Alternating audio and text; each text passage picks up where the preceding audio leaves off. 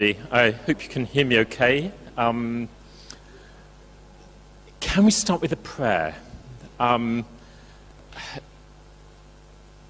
This is an important talk for me, not that it's about me, because it's not about me. It's about an extraordinary woman called Alison Davis, but I feel pretty unequal to the task, and I think it would help to start with a prayer. And if you find that I'm stumbling for words while I'm speaking, perhaps if you can continue praying, because it might help to get the words out. But if we can start in the name of the Father, and of the Son, and of the Holy Spirit. Amen. Come, Holy Spirit, come by means of the powerful intercession of the Immaculate Heart of Mary, your well-beloved spouse. Hail Mary, full of grace, the Lord is with thee. Blessed art thou among women, and blessed is the fruit of thy womb, Jesus. Holy Mary, Mother of God, pray for us sinners now and at the hour of our death. Amen. Glory be to the Father, and to the Son, and to the Holy Spirit, as it was in the beginning, is now, and ever shall be, world without end. Amen. In the name of the Father, and of the Son, and of the Holy Spirit. Amen.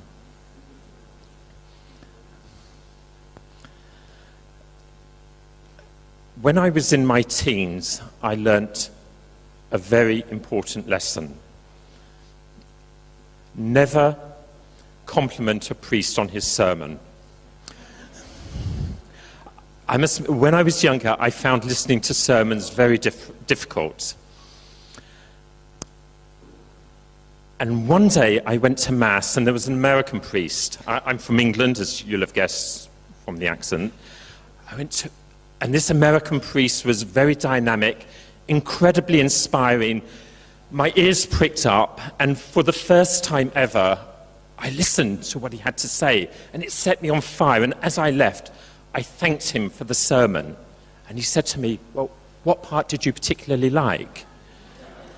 And for the life of me, I could not remember a word of it. True story. And I suspect that I'm not the only one who finds it difficult to remember things. I've got a really bad memory. I belong to a wonderful parish. It's an oratory in formation in Bournemouth in the south of England. And I was at Mass quite recently, and there was a wonderful sermon by Father Dominic, one of the priests there. And there were just 2 points I wanted to remember.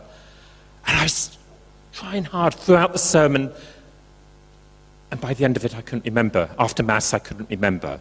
So during this talk, I just want you to remember one thing. And to make it easier, I'm going to tell you it at the beginning. And this one thing is what is written on the projectors. I want you to contemplate the reality and to accept the reality. And it's an extraordinary reality, because I suspect that maybe none of us like suffering, and perhaps we don't regard it as a privilege. But Alison Davis, Ali, about who I will speak, saw suffering not simply as a privilege, but as the greatest privilege possible in this world. Now, I know that all of us, at particular times in our lives, experience incredible difficulties, incredible sufferings.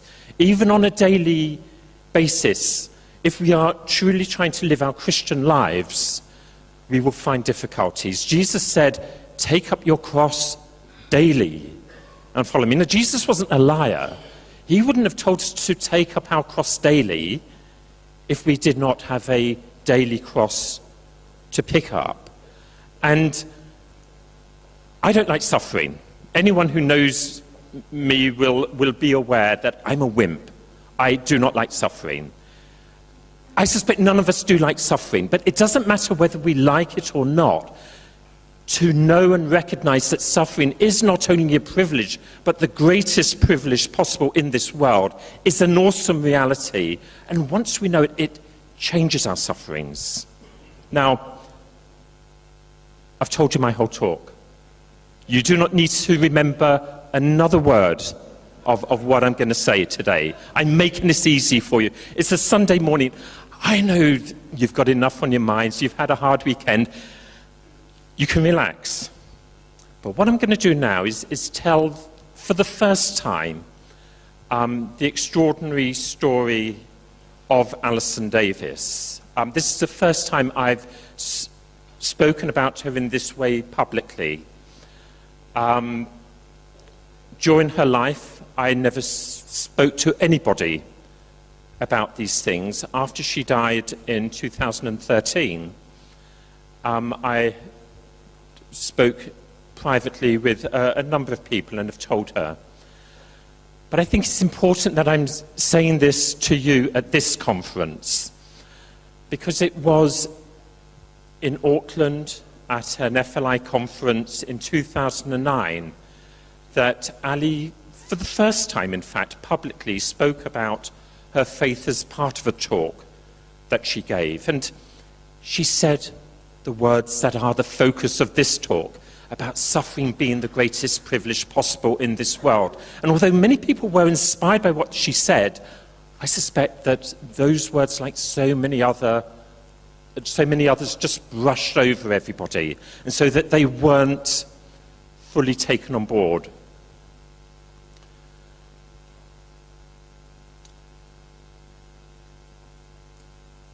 This is a story of my association with Ali. I'll call her Ali. And I think it would be helpful for you to think of her as Ali, even though while she was alive, publicly people thought of her as Allison.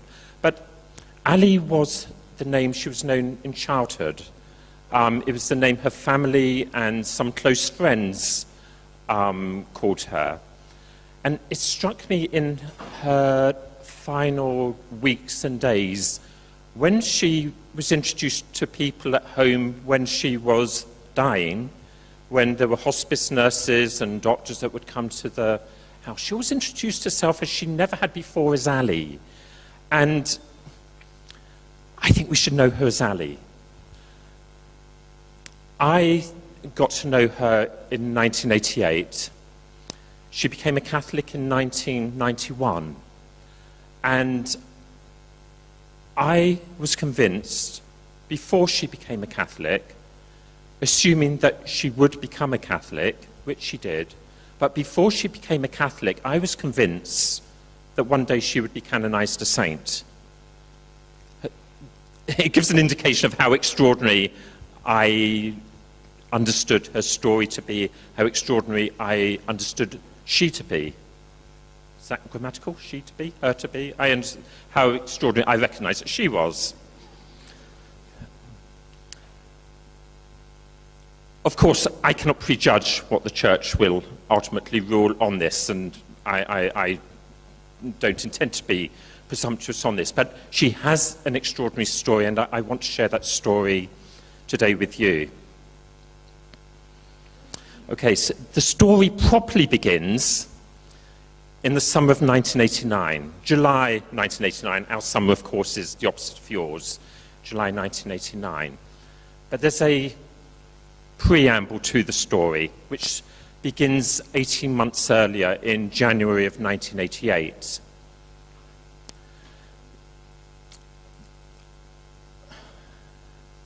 I was young once.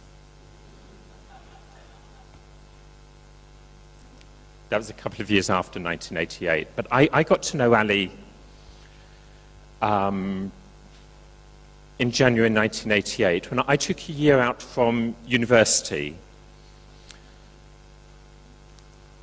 to work for a bill going through Parliament, which sought to reduce the upper limit for abortions. I was very supportive, enthusiastically so, for the bill. It seemed like a great opportunity for the pro-life movement, and I took a year out.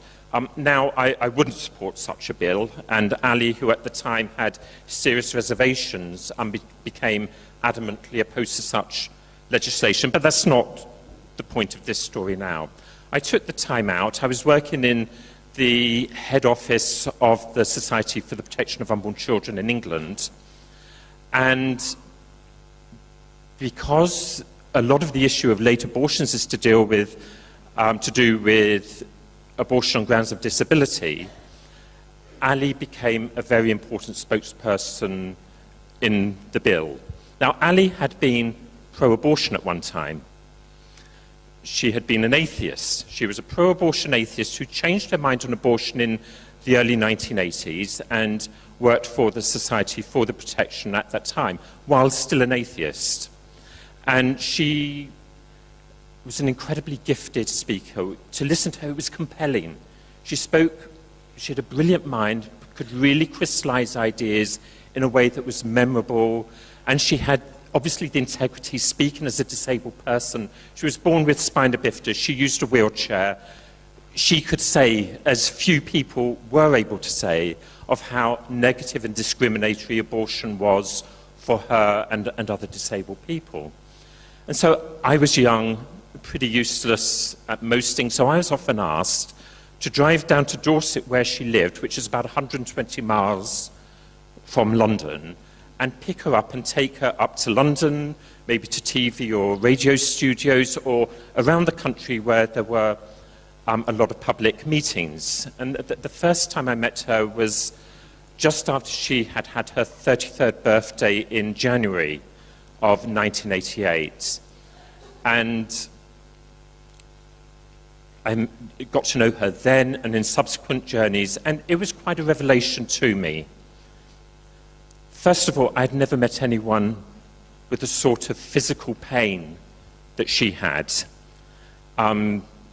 Before we set off on the journey up to Liverpool for the first talk she was giving, 250 miles away from Dorset, unbelievable, we did the journey in a day. We left very early in the morning, she was speaking in the afternoon, and we drove back that night, getting back at 2 or 3 in the morning. I don't know how we did it, I don't know why we didn't stay overnight, but it was one of the crazy things we did. But that journey in particular was a revelation. She had warned me that she did have pain, her spine was collapsing, and at times during the journey, because of the development of the pain, we would stop and I would raise her up. She would sit at the side of the door of the car, and I would just lift her to give her back some ease.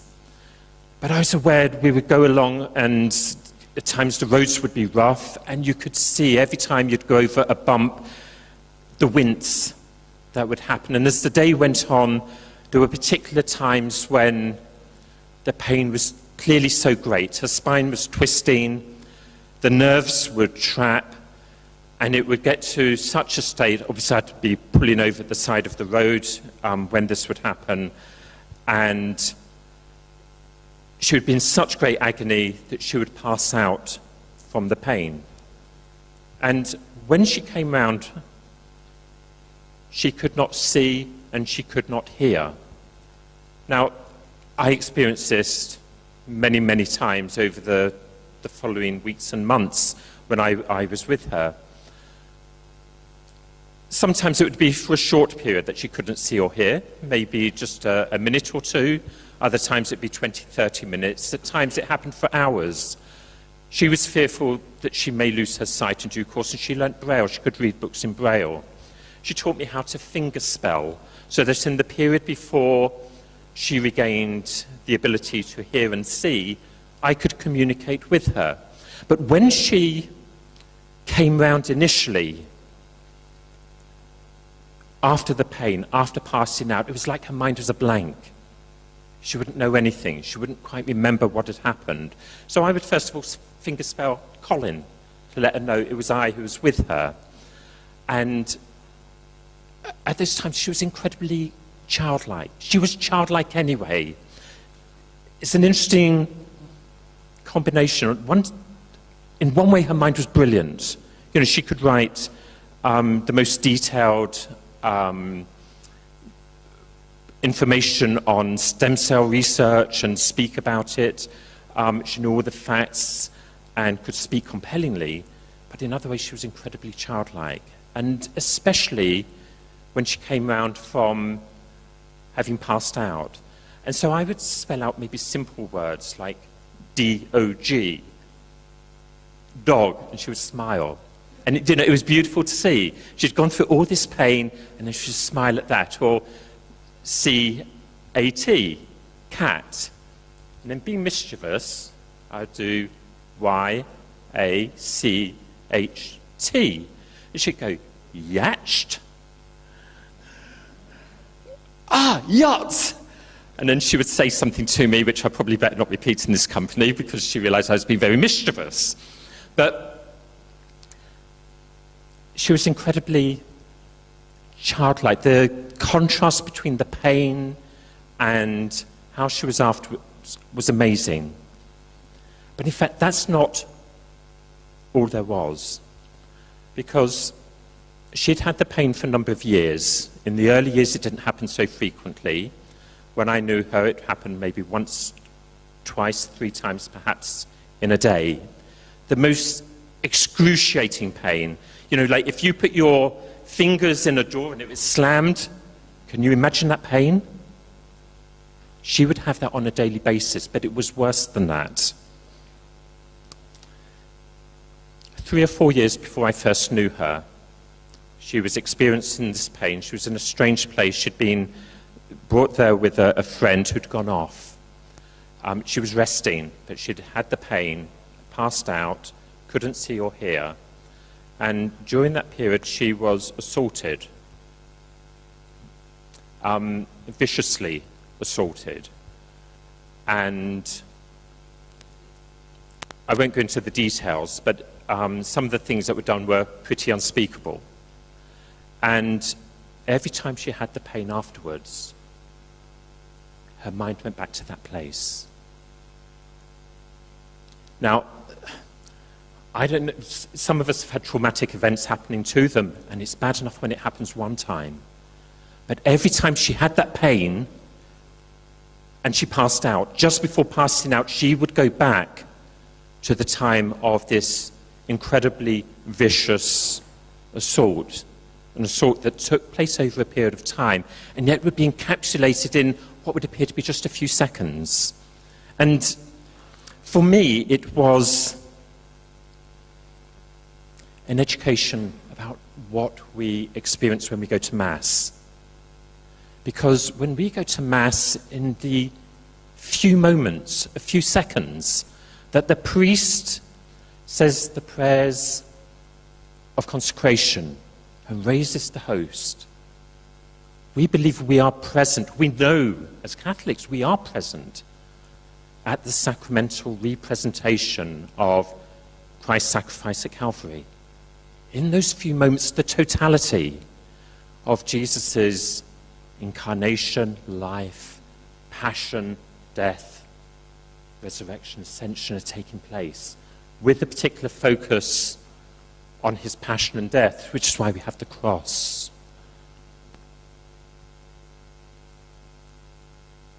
What Ali experienced was, for me, a lesson in what happens in the reality of Mass.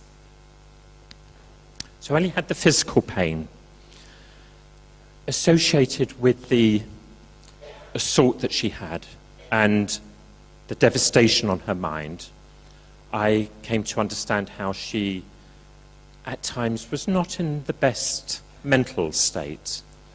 When I spoke yesterday, and when Ali was in Auckland, she spoke herself about how she had wanted to die, how she had attempted to end her life on numerous occasions. And so I got to know over time that sometimes she was going through a pretty bad time. And as I said, she was childlike. I don't know, are any of you familiar with Winnie the Pooh? Yeah? Okay, Ali loved Winnie the Pooh. Her bear she cuddled, she loved the stories. And there's a bit in the Pooh stories where Pooh says to Eeyore, the donkey, "How are you?" And Eeyore shakes his head and says, "Not very how." Yeah? And so the way Ali would often describe it, or always describe it in fact, was she was either how or not very how, unhow, how or unhow. And I got to see and experience at times when she was unhow. When she was how, which actually most of the time her mind wasn't in the best of state, but when you would see her, she would always be smiling.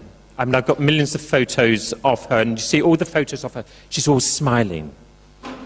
When she came to Auckland, she was in the utmost pain. It seemed an hour before she gave her talk, she wouldn't even be able to get out of bed to give her talk. Somehow she steeled herself together, was feeling actually very sick, giving the talk while she was in Auckland generally, and yet people met her afterwards, and she would just beam to be with them, happy to be in their company, expression of her love for them. And she was always smiling with a joy, even if underneath it at times there was also a difficulty. But there was, as I discovered, how and unhow.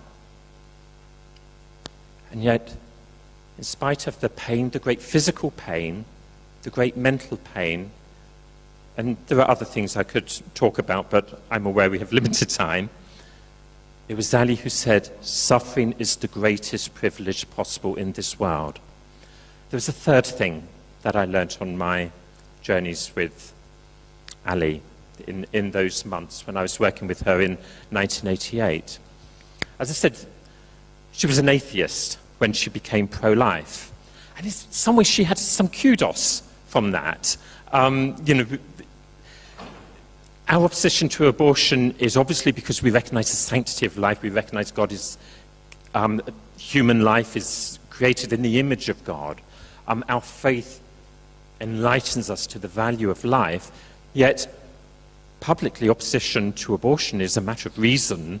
Every person of goodwill who recognizes that you do not kill people, regardless of whether they are Catholic or another faith or no faith, should be able to see that. And having someone like Ali, who was an atheist, against abortion was somehow a help in some ways to the promotion of the pro-life cause. And I was surprised when I discovered that through her suffering, she was looking at the ultimate realities in life and the question of faith. And this is one of the values, in fact, of suffering. I mean, suffering can turn people away from God, but it can also be God's way of speaking to suffering people.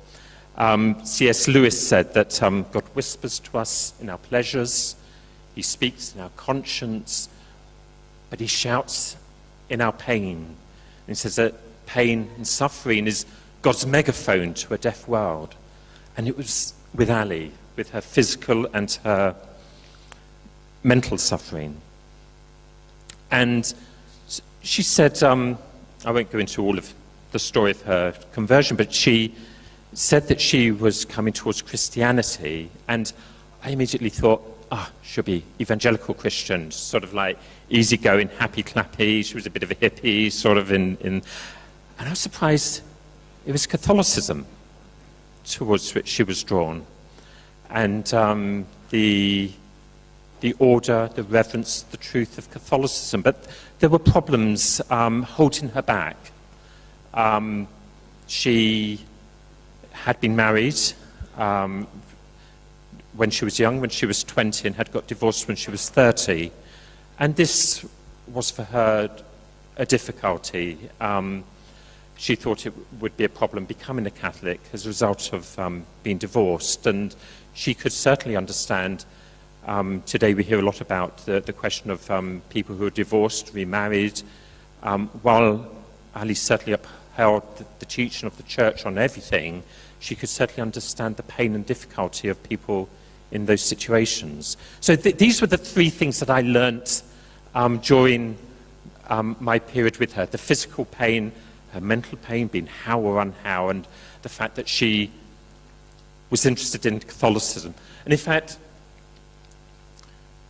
she had been to Lourdes just a few months before I got to know her in August of 1987. She had been to Lourdes.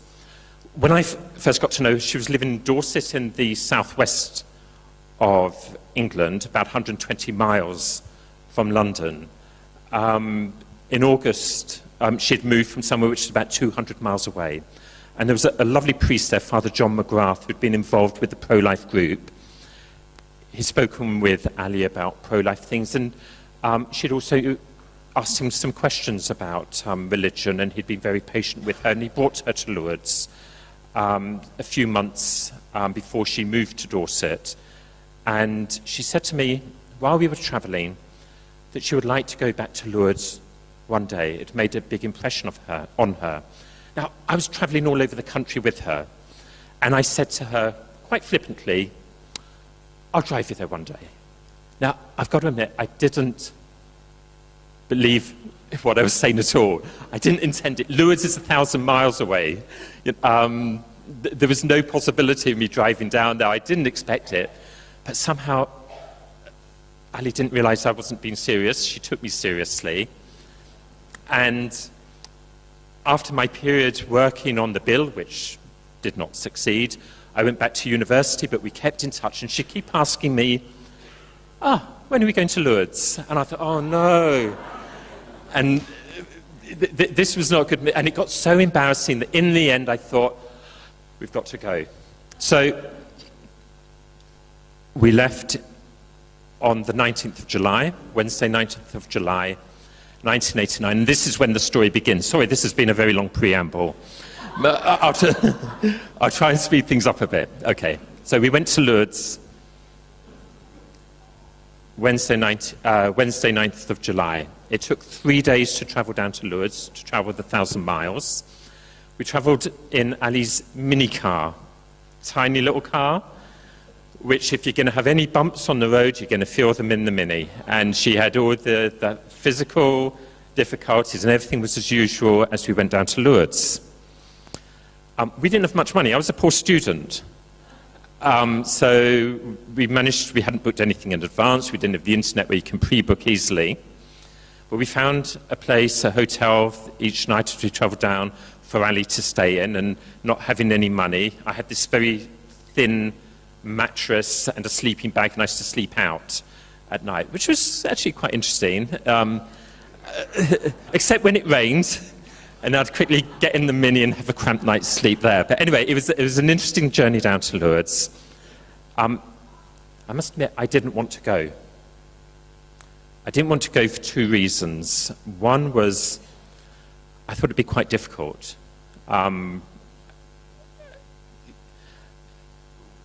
Which inevitably it would be in ways. I mean, Ali's company was delightful.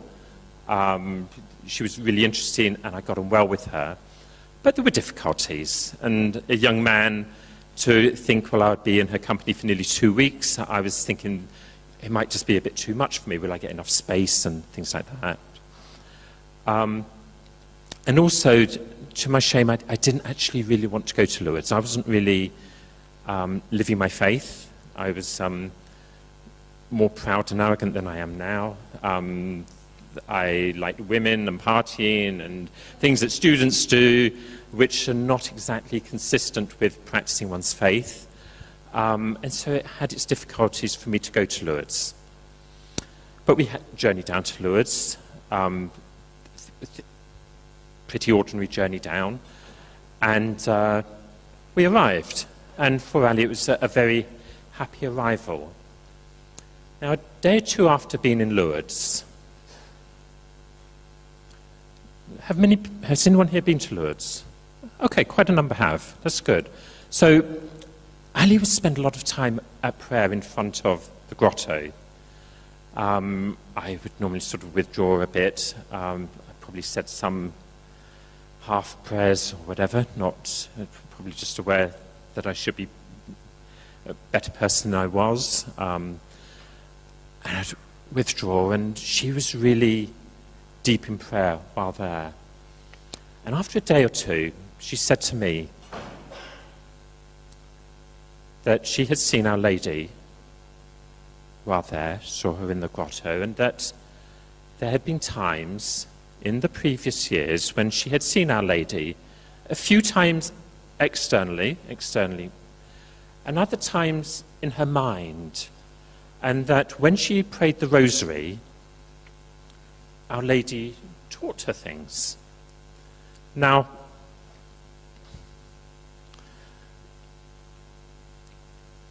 Ali had learnt the rosary. a few years before that, about 85, 86, there was a priest, a pro-life priest, who had a centre in Scotland, Father James Morrow, who was aware that Ali was experiencing difficulties, and she stayed with him for a couple of weeks, and he taught her the rosary, and although she wasn't a Catholic, she would pray the rosary.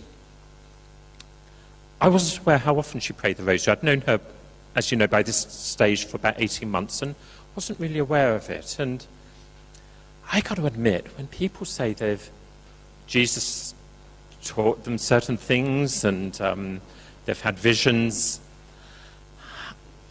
I'm a little bit skeptical. You know, I don't discount it, but let's see. I'm a little bit cautious. So I wasn't entirely sure what to make when Ali said this, but I knew that she didn't lie. She didn't say things for effect. She didn't say things to draw attention to herself. That wasn't her at all. And I found what she said credible, though it was odd. Okay, so the beginnings of the proof that what Ali was saying, and I think the beginnings of the proof of subsequent things, came about on the Thursday. We arrived on Saturday the 22nd of July. Thursday night, it suddenly dawned on me that throughout the course of the day, Ali hadn't had the usual pain. She hadn't passed out. She hadn't even spoken of, back pains. It was unusual. And in fact, she never had that pain that I was describing to you again after that. And I'm trying to think, when did it stop and what was the catalyst to it? Now, there are baths in Lourdes. The sick go to Lourdes and go in the baths. Now, Ali didn't go to Lourdes for a cure for herself. We went to Lourdes several times, and she never went for cures for herself, ever. But Ali had had the bath a few days earlier and had the pain subsequent to that. And I don't think that was the moment where the pain stopped. And there's only one point that I can think that the pain stopped. Okay, the day before, in Lourdes, there's an international mass on Wednesdays and Sundays. Wednesday morning, I took Ali to the international mass, which is in an underground basilica there. And people who are in wheelchairs are normally kind of corralled together. It makes sense. They're towards the front, and it means that they're not going to be having people standing, blocking their view if they're standing in front of them. So I'd taken her there, and I realized that after leaving her in her place, I had to go to the back. And as I said, I wasn't really living my faith. I didn't go to Mass at that time, and I really couldn't see where I was. And I knew this Mass was going to take place for 2.5, 3 hours. And I thought, well, I don't need to stay here. I know that sounds bad, but I thought I can have some spare time here. So I wandered off, and the whole domain was pretty empty. Nearly everyone was at Mass. And I had no idea what I was going to do. I didn't even realize I wasn't going to be at Mass. And I wandered down to where the grotto is, and the baths are alongside the grotto. There was hardly anyone about. Now, I'd been to Lourdes 5 or 6 years before that. And at that time, I was more devout, practicing my faith more. But even then, I had never gone in the baths at Lourdes. This time, I walked down there and so suddenly felt impelled myself to go for a bath. And before I knew it, because there was no queue, there I am standing, having taken all my clothes off, with this towel wrapped around me, standing at the top of the bath and then being led in, and someone's praying, and you dunk down just for a few seconds. And I came up and I knew I had to go to confession. Now, I had no expectation whatsoever of going to confession while I was in Lewis. I'd thought about it, but I thought, I can't do that because I know the way of life I've been living, and I didn't think I could change that. Because I thought changing my life is about me, the willpower to change. I didn't realize at that time that it's more about the grace of God working through us, and all we need is the will to say we are sorry and to turn our lives over to God. And I got out of the bath, and I knew I had to go to confession, and I went up the hill where the confessionals were, and within 10 minutes, I was making a confession. I hadn't been to confession for far too long. And after that, I was floating. I was on cloud 9. I don't know if you've had the experience, but it was incredible. And I say to anybody, if you haven't been to confession for some time, or you know you should go to confession, or if things are not good in your life, and you're maybe not quite sure, go to confession. I recommend going to confession. I go often. I need to go often. But that experience there was a particularly beautiful occasion. I was on cloud 9 for the rest of the day. And after going to confession, I met Ali. She'd been at the Mass. She didn't know I'd skived off.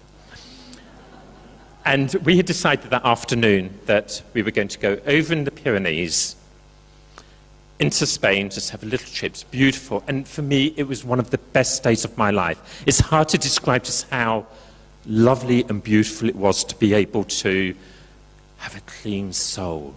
And I had no expectation that morning when I woke up that this was how the day was going to pan out. So anyway, while we were going over into the Pyrenees, at the time Ali had the pain.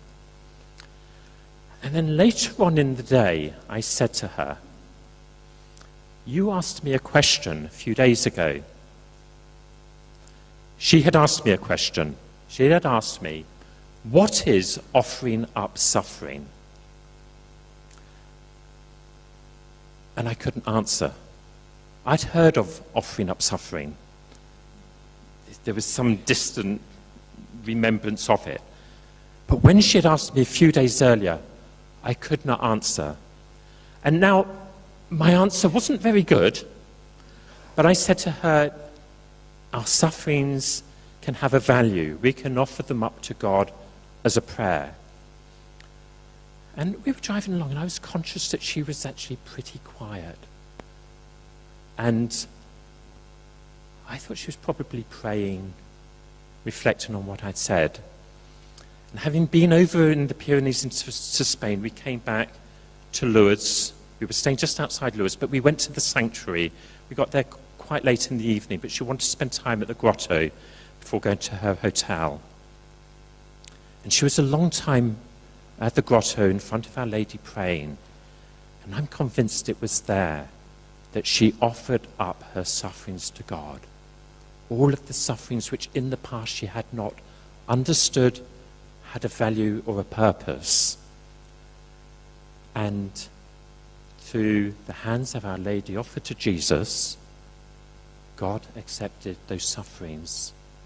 And a sign, I won't say a reward, I'll say a sign of acceptance of those sufferings was that she never had that terrible, awful pain that she had had. Now, on the Thursday, it wasn't clear that she would never have that pain again. We left Lourdes on the Friday, and it had been a wonderful trip. I mean, we left quite calmly.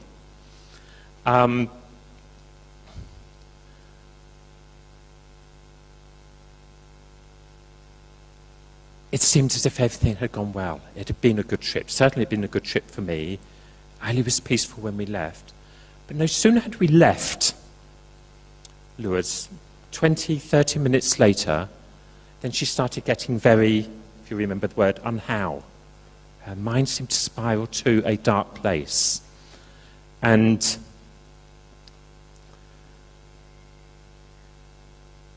she suddenly got very agitated. She wanted almost to jump out of the car.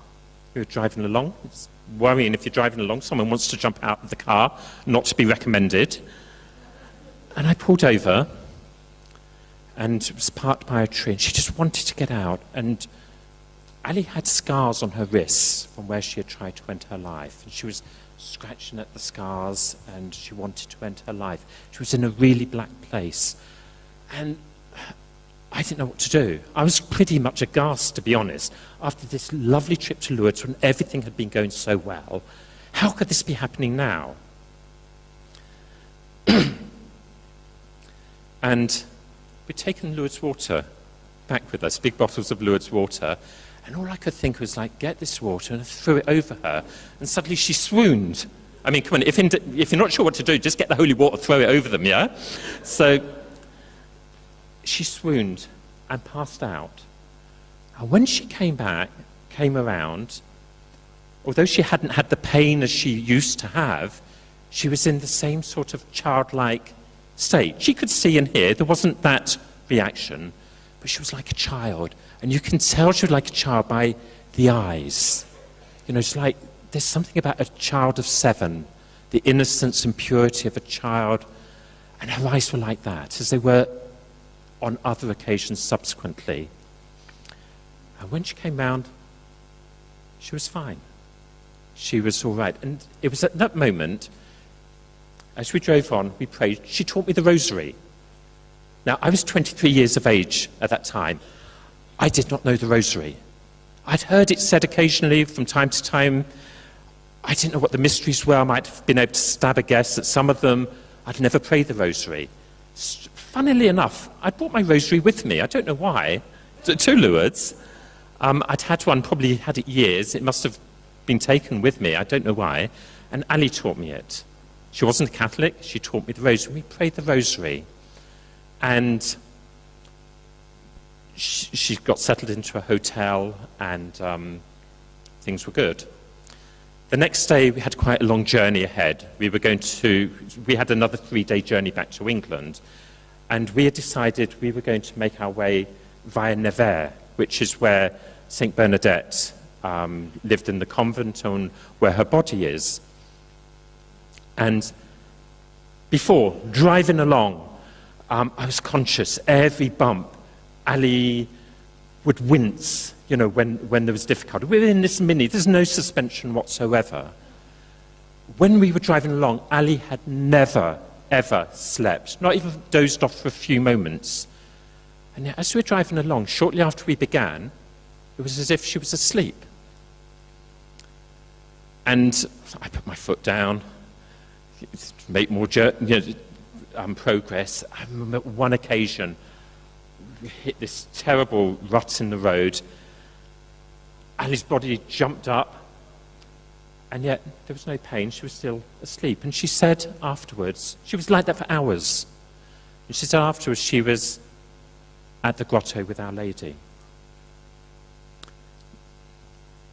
She was learning from her. She was getting comfort and solace from her.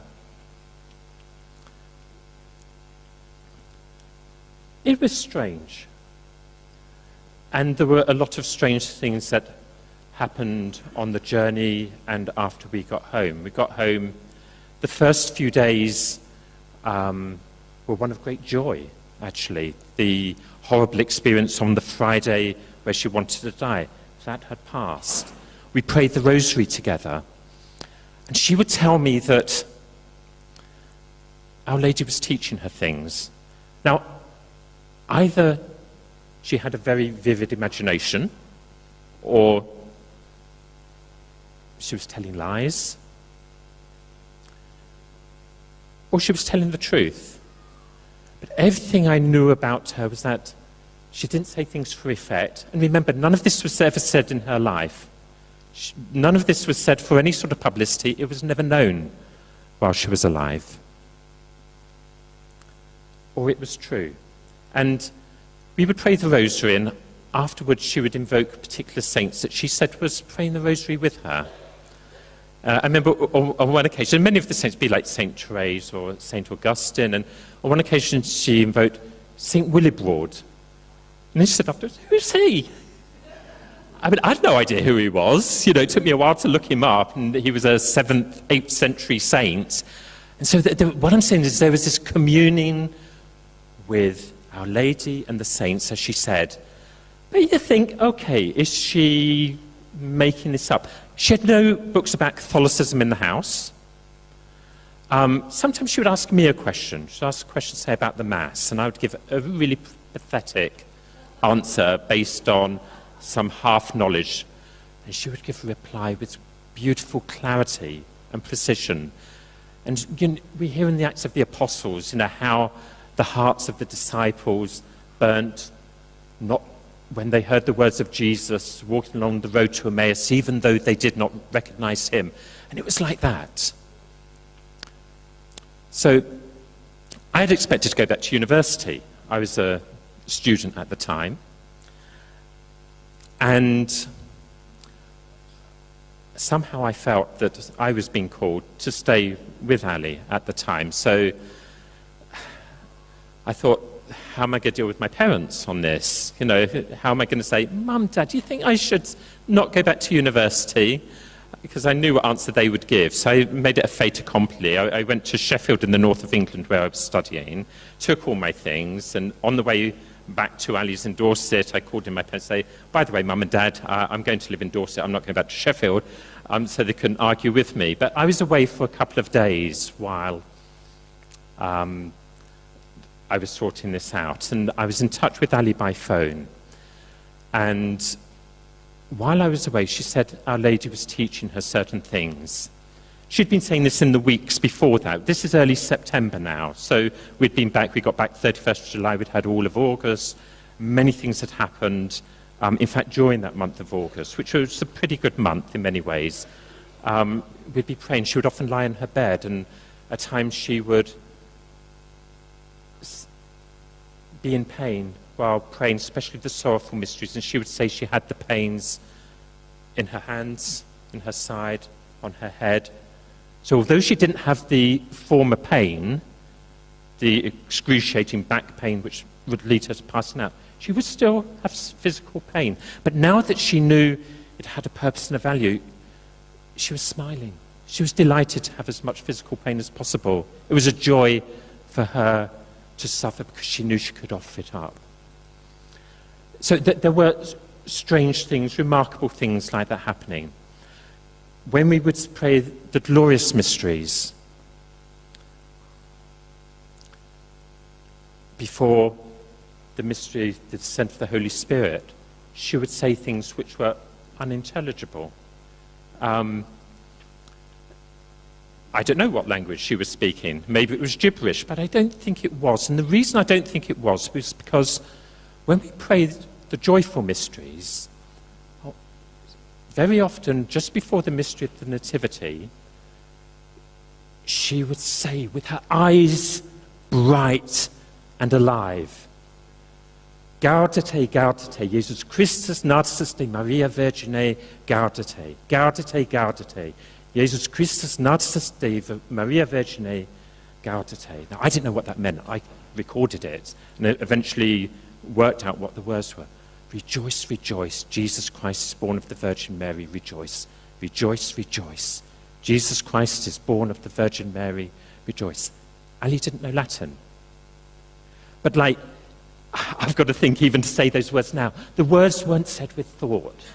And they were said with a brightness and a vivacity. You could see God working within her. So when I went to get my things, during that time, Ali would say she was learning things.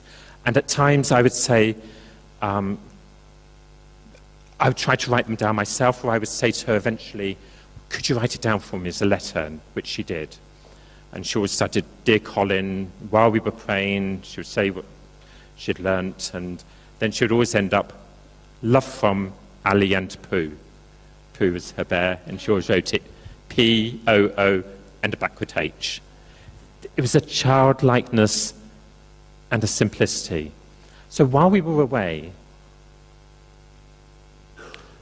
while I was away getting my things, she told me she was learning things, or she was being taught things, but she couldn't say quite what it was yet. She didn't quite get it. And then when I got back, a day or two after getting back, she said she thought she could do it now. And so I said, well, do you want to write it down? She said, okay, there. And whenever she wrote, there's this childlikeness. again, the child of 7 with the eyes. And she wrote, I wasn't paying much attention, she gave me the paper, and written down on it was, Salve Regina, Mater Misericordiae, Vita Dulcedo Espes Nostra Salve, and the whole of the Hail, Holy Queen written in Latin. At other times in prayer, she would learn in Latin the Credo, the Creed, the Gloria, the Sanctus, the Agnus Dei, the Our Father, the Hail Mary, the Tantum Ergo Sacramentum, the Pange Lingue Gloriosa, all of the prayers for benediction, all the major prayers in Latin.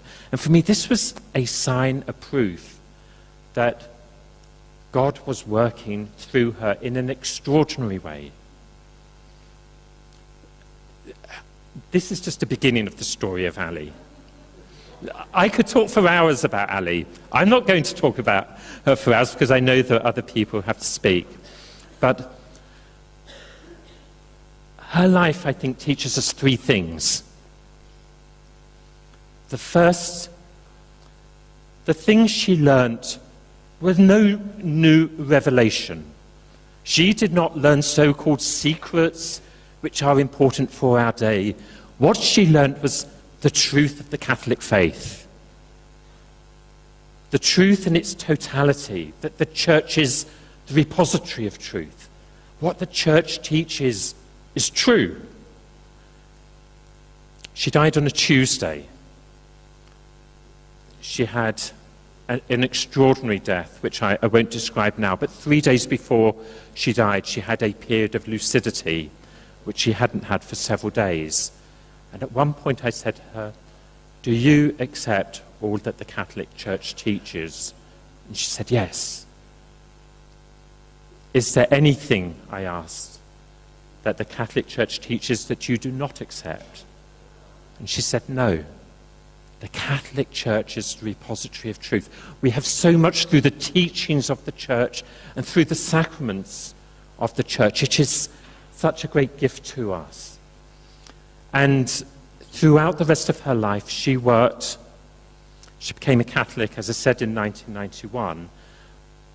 I did not think she would live when I first went back to Dorset beyond the end of the year. I thought the plan was for her to suddenly have a physical cure, she would become a Catholic, she would die, and everything up to that moment was sufficient, as far as I was concerned, to prove that this was an extraordinary woman chosen by God.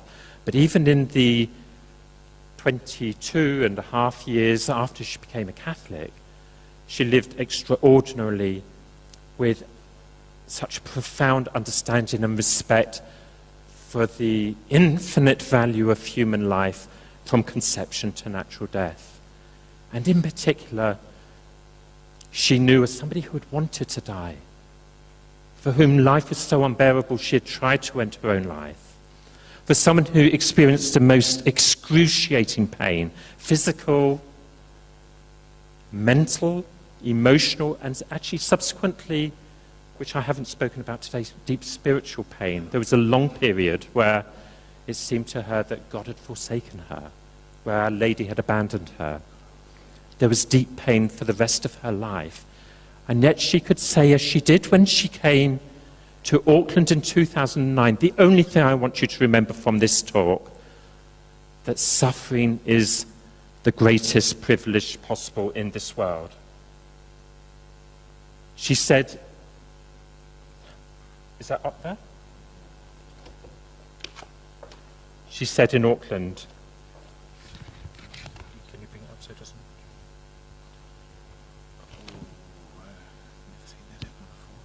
Yeah, that's it.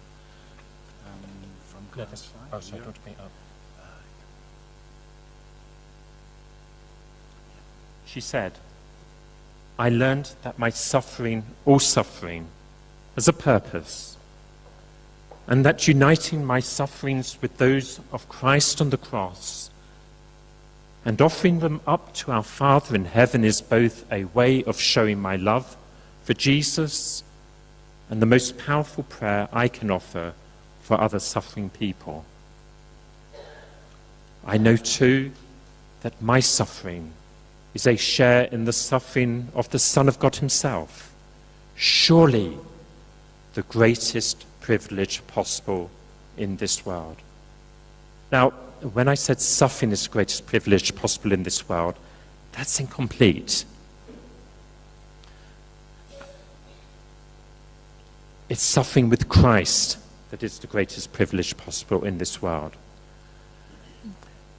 Our Lady and the saints do not exist for us to honor them for their own sake, but it's through them to draw us to Jesus Christ, who suffers out of love for us, who makes our suffering bearable and worthwhile.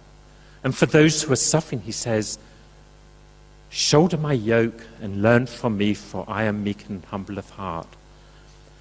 The greatest suffering I know, having been far away from the church, from Christ, from the truth, is living in sin. And when we are free from sin, which is the first stage of anything, any relationship with God, is in itself to have our crosses made light. We shoulder the yoke of Christ. We're teamed with him. He bears our burdens. He makes them lighter. St. John Paul II wrote a beautiful letter on suffering, Salvifici Doloris, on the salvific meaning of human suffering. And he speaks of the gospel of suffering, the good news of suffering. So we often go into churches and we see the cross. And here the cross is particularly vivid because we don't normally see a cross in a school hall, in a conference hall. And it draws our attention. But too often in churches we perhaps do not see the cross. It becomes part of the background, part of the furniture. We take it for granted. And we often need suffering people like Ali so that we can begin to see the suffering of Christ. It was through Ali's suffering that I understood better the suffering of Christ and reality of the Mass. Ali said many times in the years before she died, when she dies, do not let people say, at least her suffering is over now. She often said that. I'm sure you've often heard it said yourself when someone dies, at least their suffering is over now, as if that's a relief. Have you heard that? Ali said, don't let people say that about her when she dies. Because suffering was the one thing. She was aware of her nothingness. I think she's a great saint, and she was a great saint, I believe, because she was aware of her nothingness. But the one thing she had to offer was her suffering. And to say, thank goodness she's suffering no longer, would be to diminish that suffering. So, please, don't even remember Ali, if you like, as a result of this talk. But remember and recognize, pray and contemplate, and become aware of the awesome reality that even if we don't like suffering, and I can tell you, hey, I don't, but nevertheless, I should, and whether I like it or not, it is the greatest privilege possible in this world. Saint Faustina said that if the angels could be envious, they would envy us of two things. One is that we can receive Jesus in Holy Communion. The second is that we can suffer. Suffering is the greatest privilege possible. Suffering with Christ. Suffering, uniting our suffering with Christ is the greatest privilege possible in this world.